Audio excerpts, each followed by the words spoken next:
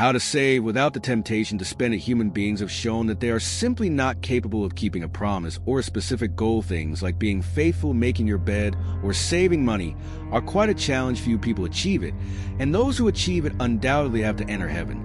Because there is no more saving money without the temptation to spend it is virtually impossible. That is why credit cards exist. You get what you want without the need to have saved a single cent. If a credit card is used well, it is wonderful, and I can even say that it is one of the most powerful tools of the century.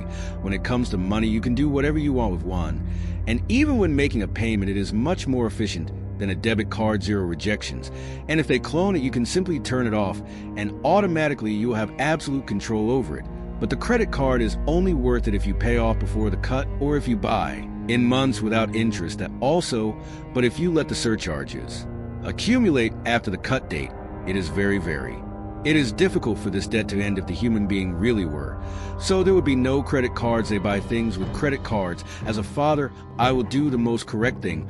I will request a credit card. Really, very few people would have a credit card because all people would save their money and buy what they needed only if he could afford otherwise. He would continue persevering in his savings. But it is that we are humans that we are going to do what we have to do is not trust ourselves. Just as you hear it so. Well, advice number 1, do not save in change. All the money in change, it is simply destined to be spent. It may be that you like coins, and if so, then keep saving in coins. It is valid.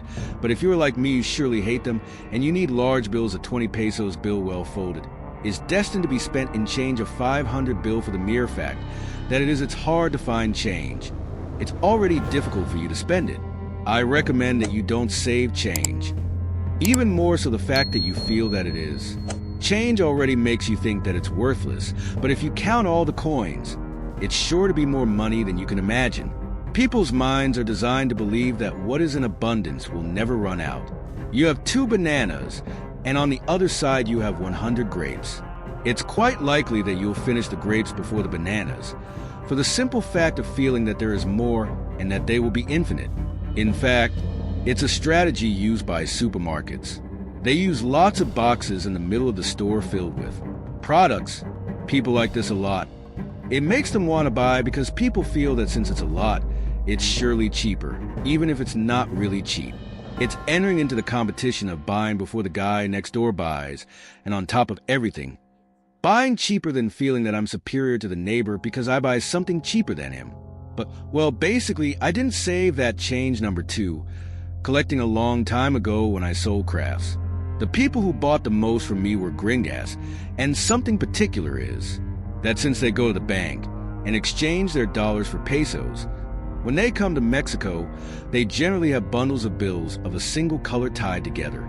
I remember that on more than one occasion they bought crafts from me, and they took out their impressive bundles full of 20 peso bills, or full of 50 peso bills each. It was very interesting to see it. One day I wanted to do the same.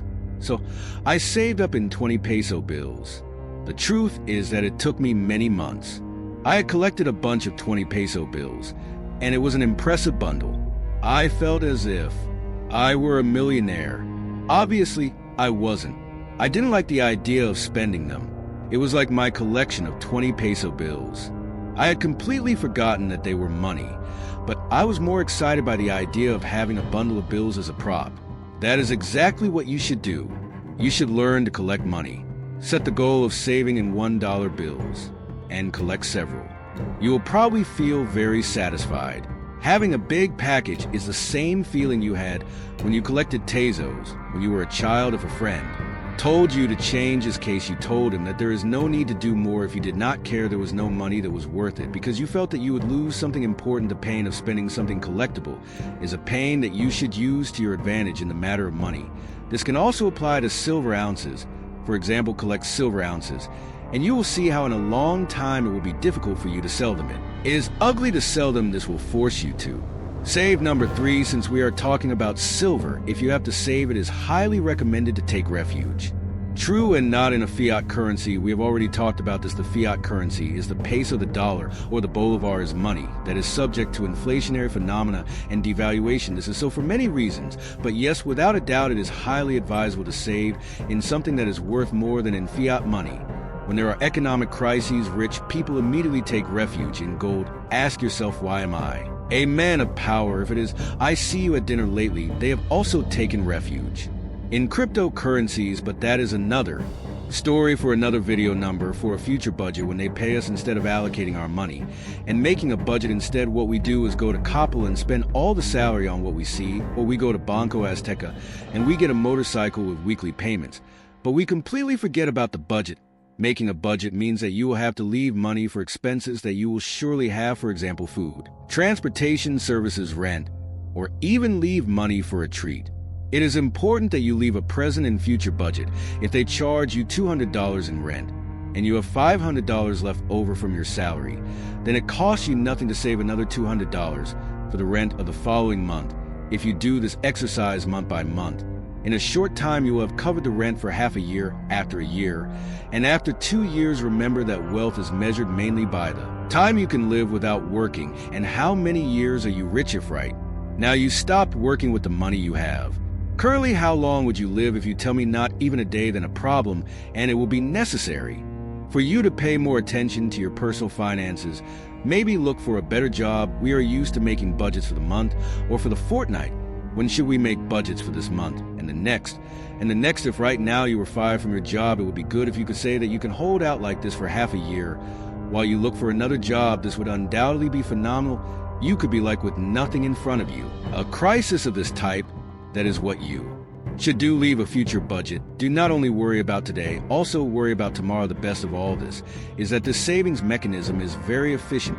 You will be saving a large amount of money, and you will not even realize it because you will assume that this money no longer belongs to you, it belongs.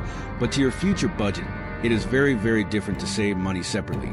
And with names, it is not the same to say I have 10,000 pesos in my wallet to say I have saved 2 months of rent. When your mind heard that you have 10,000 pesos, immediately it will look for a way to spend that money.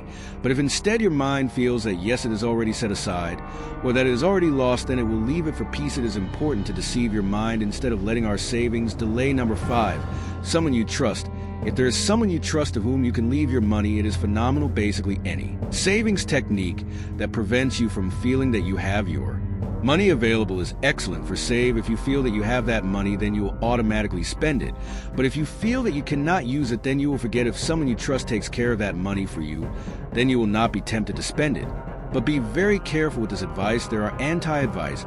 For example, number 1, preferably do not save in the bank. Number 2, do not save in fiat money. Number 3, do not give it to your mother-in-law or your partner. Number 4, find a safe hiding place.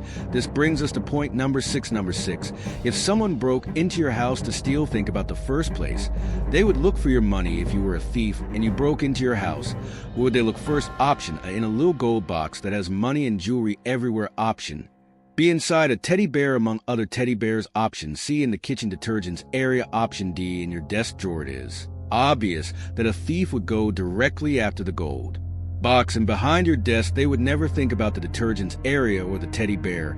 And if they did he would be a very smart thief. But basically, if you want to save, the last piece of advice is that you don't tell anyone that you have savings. Don't tell anyone, because they will ask you for a loan and they won't pay you back. The hardest thing about saving is that people don't want you to save because it makes them angry. There's the fable about the crabs that pull each other so that the other crab can't get out of the bucket. Well, it's a reality, so go green. See you in the next video.